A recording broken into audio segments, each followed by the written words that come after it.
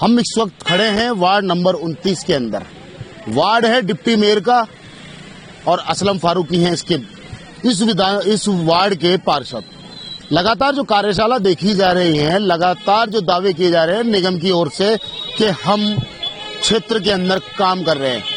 यहाँ काम तो छोड़ो, मैं आपको यहाँ की जो सफाई व्यवस्था है और जो नियम और कानून है वो कैसे पार्षदों द्वारा उड़ाए जा रहे हैं वो साफ साफ देखा जा सकता है। ये मेरे साथ में एक नाला है जिसको नागतलाई नाला कहा जाता है, जिसमें साफ साफ देखा जा सकता है इसकी स्थिति क्या है, क्योंकि ये देख सकते हैं लगातार जो कचरे का ढेर है और टूटी हुई पुलिया है और रोड बगल में है, पर शायद किसी हादसे का इंतजार है, क्योंकि हादसा होने के बाद में ही प्रशासन जागता है। क्योंकि लगातार ऐसे मामलों में देखा गया है कि जो सफाई व्यवस्था और जो मरम्मत का जो कार्य है, पुरानी जो हेरिटेज है, जो कि पुराना नाला है, तो कहीं ना कहीं इसको रिपेयर की जरूरत है।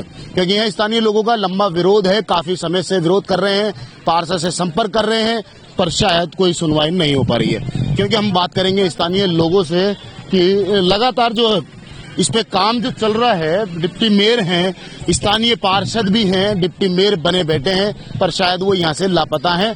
क्योंकि कुछ लोग यहाँ पे हमारे साथ मौजूद हैं, यहाँ के स्थानीय लोग हैं। पहले मैं आपको वो नाला और विवाद दिखाना चाहूंगा कि जो विवाद है वो विवाद ये है कि आप मेरे सामने ये नाला है, ये नाले का दूसरा रुख आपको दिखाया, ये दूसरा रुख है। क्योंकि अब आपको मैं दिखाना चाहूंगा कि ये सामने मकान बने हुए हैं और 6 फुट से ज्यादा की रोड नहीं है, और ये पूरे नीम और नाले का जो मरम्मत का कार्य है वो किस स्तर पे है वो देख सकते हैं। क्योंकि बाढ़ और बरसात का जो पानी का बहाव क्षेत्र है नाले का, और पूरे शहर का पानी जो इस नाले से गुजरता है, और जो नाले की नींव है वो कमजोर हो चुकी है, कभी भी गिरने की आशंका लगी हुई है। क्योंकि स्थानीय लोगों ने इसको देखते हुए लोगों ने विरोध किया है लगातार इसके मामले को। कई ऐसी बिल्डिंगें भी हैं। मैं हमारे कैमरामैन सहयोगी से कहूंगा कि एक बार वो इस बिल्डिंग को दिखाने की कोशिश करें, क्योंकि नाले के बिल्कुल कोने पर है और ये बिजली का खंभा भी है, और बिल्कुल देख सकते हैं क्या स्थिति। ये असलम फारूकी का वार्ड है। असलम फारूकी हैं, डिप्टी मेयर हैं नगर निगम हेरिटेज के। लगातार क्या सफाई व्यवस्था उनके वार्ड में है, क्या उन्होंने कार्य किए हैं और कितने अच्छे कार्य किए हैं वो भी दिखा रहे हैं। अब हम कुछ स्थानीय लोग हैं उनसे बात करेंगे, क्या उनका पूरा विवाद है। क्या नाम है साहब आपका? सर मेरा नाम रियाज अहमद उर्फ शानू भाई है। रियाज भाई, क्या लग रहा है असलम फारूकी ने क्या काम किए?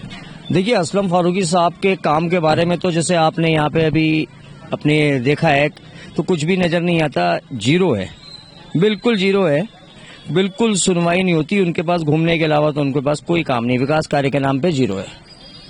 ये देख सकते हैं निराशा जो है जनता के बीच काफी लंबी है, क्योंकि विरोध भी पूरे स्थानीय लोगों ने इसका जो विरोध कर रहे हैं काफी, जो देख सकते हैं कि आप लगातार जो इसका विरोध है। असलम फारूकी से जब संपर्क करते हैं स्थानीय लोग, ये इनका आरोप है कि वो मिलने को तैयार नहीं होते हैं और कार्यालय में मिलते नहीं है, और यहाँ जो बाढ़ का जो क्षेत्र है वो कभी नजर आते भी नहीं है।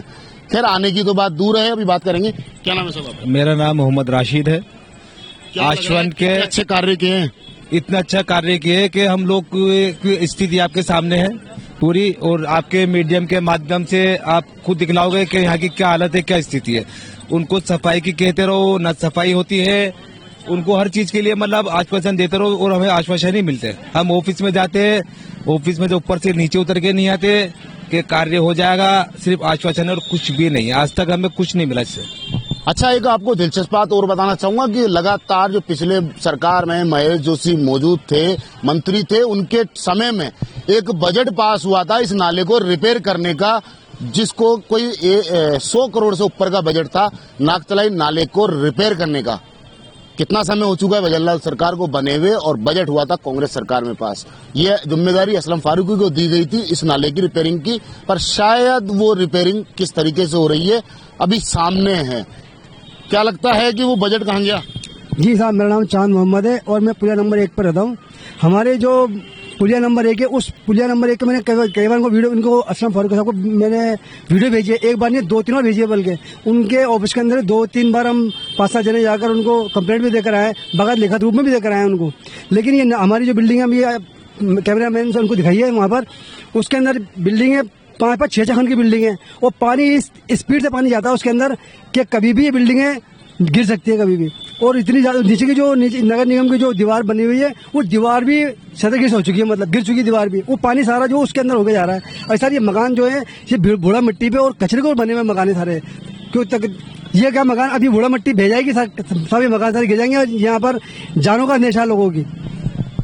ये रेतीला एरिया है, रेतीले एरिया के ऊपर कॉलोनी बसी हुई है और ये नाला है।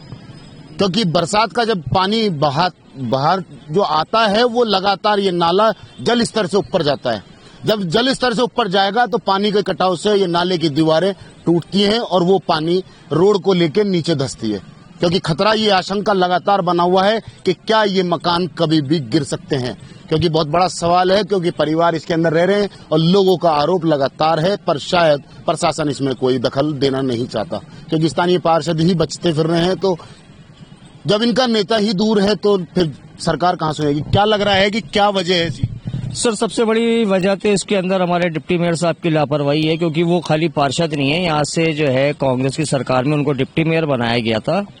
अब अपने क्षेत्र के अंदर जो व्यक्ति इतना लापरवाह हो सकता है तो वो 100 वार्डों के अंदर क्या ही कर रहा होगा। अब आप ये देखिए 100 कुछ करोड़ रुपए का जो बजट था, ये विधायक महेश जोशी जी जो जलदाय मंत्री थे उनके समय में हुआ। अब उनके क्षेत्र में ये जर्जर स्थिति है और आज ये समस्या पिछले 5-6 महीनों से चल रही है और लगभग अभी ये 3 दिन पुराना ये हादसा है, ये हुआ है। अभी तक वहां से कोई आश्वासन तक डिप्टी मेयर साहब के पास से नहीं आया है।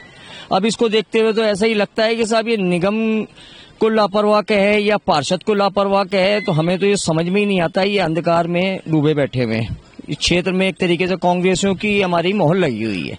बीजेपी के पास अगर जाए तो हमारी सुनवाई होती नहीं है। क्यों नहीं होती है बीजेपी के पास सुनवाई?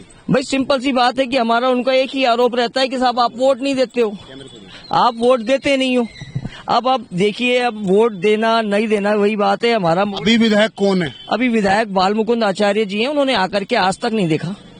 कभी मिले बाल मुकुंद जी से आप लोग? मुलाकात हुई मगर वो कोई रिस्पांस नहीं देते। एक बार यहाँ स्कूल के प्रोग्राम में आए थे, जैसी लोगों ने उनको मुद्दा बताने की कोशिश करी तो उन्होंने क्या किया, अस्पतालों का रुख कर लिया, यहाँ डॉक्टरों की तरफ मुद्दे को घुमा दिया। समस्या उनको समझाने की हमारे लोगों ने कोशिश करी थी कि विधायक साहब हमारे बीच में आए हैं, उनको हमारे क्षेत्र से अवगत कराएंगे, लेकिन पता ये चला वो मुद्दा ही दूसरा हो गया। आपने देखा होगा मेडिकल वाला मुद्दा जो उछला था वो बात वहीं खत्म हो गई। फिर किसी की हिम्मत नहीं पड़ी उतने विवाद के अंदर उनसे बात करने की, क्योंकि हमें तो उनसे क्षेत्र की बतानी थी। मैं भी वहां मौजूद था, थोड़ा दूर था उनसे, सोचा था जाकर के उनसे बात को करूंगा, लेकिन जब देखा वो विवाद होने लगा तो भाई विवाद में कौन पड़ेगा। ये देख सकते हैं जो लगातार जो विवाद है। अब देखने की बात यह है कि जो महेश जोशी इसमें विधायक थे पहले, उनके दौर के अंदर ये बजट पास हुआ जो नागतलाई नाले को रिपेयर करने का। अब वो बजट तो पता नहीं कहाँ गया, पर शायद स्थानीय जो पार्षद हैं असलम फारूकी वो भी लापता हैं। और फिर बड़े मजे की बात आती है कि यहाँ के विधायक बने हैं नए नवेले बाल मुकुंद आचार्य। अब यहाँ से वो भी नदारद हैं, क्योंकि लगातार इन लोगों ने जो आरोप लगा रहे हैं कि हमने बाल मुकुंद से संपर्क करने की कोशिश की, पर बाल मुकुंद जी हमसे मिलना तो छोड़ो, बात करना भी नहीं चाहते। और वो ये कहते हैं कि हमें आपने वोट नहीं दिया। तो जनता जाए तो जाए कहाँ और समाधान करेगा कौन? कब जागेगी सरकार और कब होगा इनका निवारण? कैमरामैन घनश्याम मिश्रा के साथ मोहम्मद नफीस, जयपुर से।